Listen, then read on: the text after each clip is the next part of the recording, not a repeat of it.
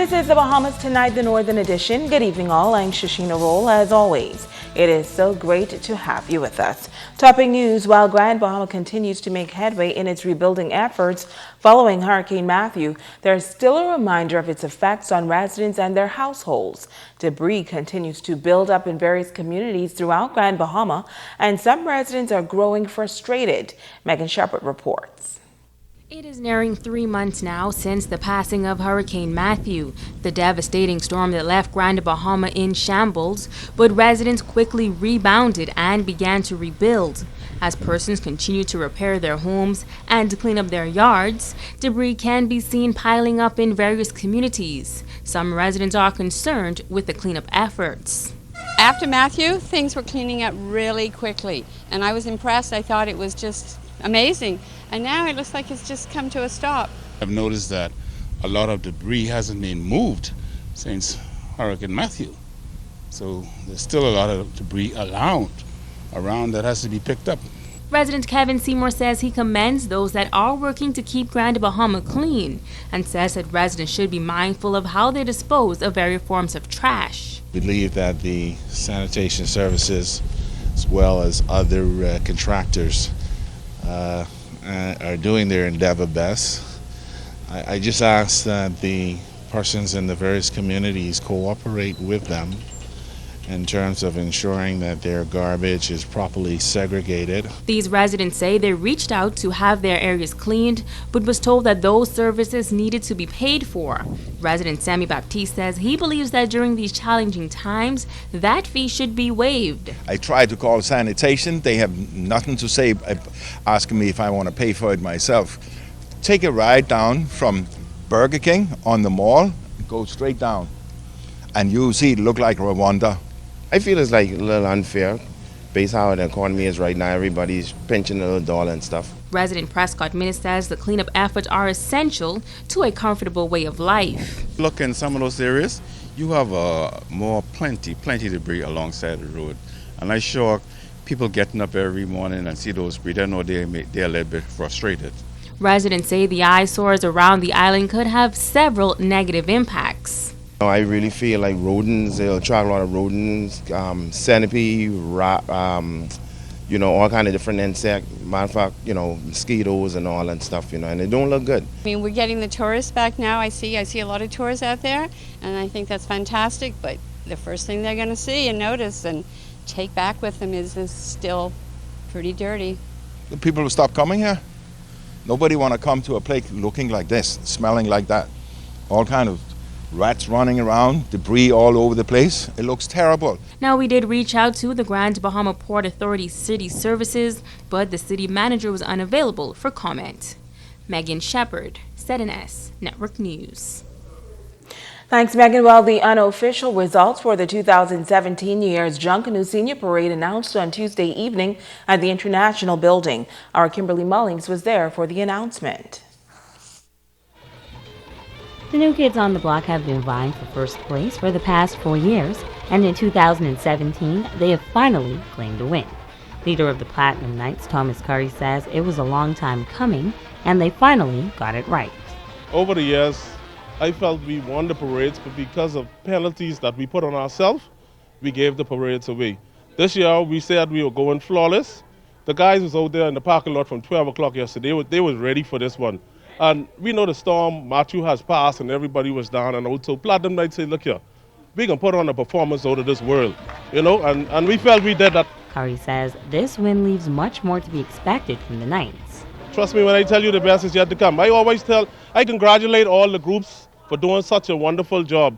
But I always tell them, I say, everybody have their time. In sports, in marriage, in anything, everybody have their time. And right now it's Platinum Knights time. PK member and costume builder Wellington Walk says it was important for them to change a few things to ensure this win for the future of the group. Then sponsors them and things, because compared to Nassau, we're getting 200,000, 300,000 sponsors. We're only getting a little sum, probably $1,000, $2,000 here. So in order for the people who want sponsors here, they have to see a product that they want to spend their money on. And they started with Platinum Knights, so I guess we'll be good next year. Lashana Curry, choreography leader, noted that the dancers had a reputation to uphold after winning the category last year, and she was proud of their efforts this year. They were more united. More united as, you know what I mean? They're more united. They was together more. All the girls, those were cooperative. They work hard. Blood, sweat, and tears. They work hard. Every practice they came out and they work hard.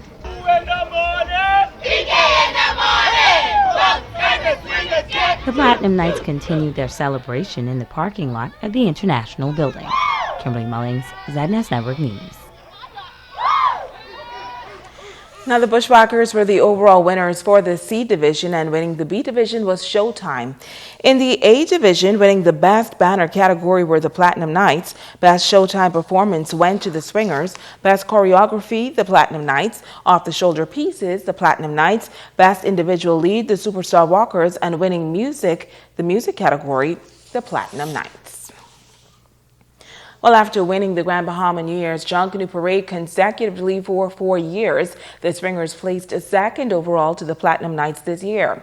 Kevin Farrington says he is not convinced that the Platinum Knights worked hard or fairly for their win.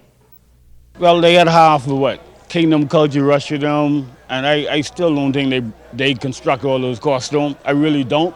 They familiar with the one family costume of 2 or 3 years ago. So you can't tell me they did all the costume in the shop. I'm seriously, I'm not a sore loser, but I believe in doing your own work. I can see them importing the brass and stuff like that, but do your own construction in the shop. When I saw it, I tell the guys, you probably get second. Spread on up. I said we probably get second. They told me in talking Toro Ballistic, but that's the way it is. The whole year during the shot, the spirit was in there. Well, all Junkanoo groups have 48 hours to protest the unofficial results from the time they were announced. Farrington added that as an avid Junkanooer, he is not pleased by the level of support Grand Bahamians continue to show the parade. He says it is unfair to the groups who work hard to preserve Bahamian culture. I'd like to see more fans participation. The people in Freeport, they don't appreciate Junkanoo, what it goes to produce this show. I mean, shucks. You be in that shack for, 1,000 hours. Look at that, costume get wet up, it's not an easy thing. The people in Grand Bahama don't appreciate Junkanoo. They really don't. I was disappointed to see the crowd would attend it, It's disheartening to put in all that work and you don't have the people come to really check it out, So the people of Grand Bahama, they don't love Junkanoo, they like it. Switching gears now, an organization on Grand Bahama claims that the fees at a local bank is too high. Pastor Glenroy Bethel, president for Families for Justice on Grand Bahama, says something must be done as this is hurting the community. Italia Hall has more.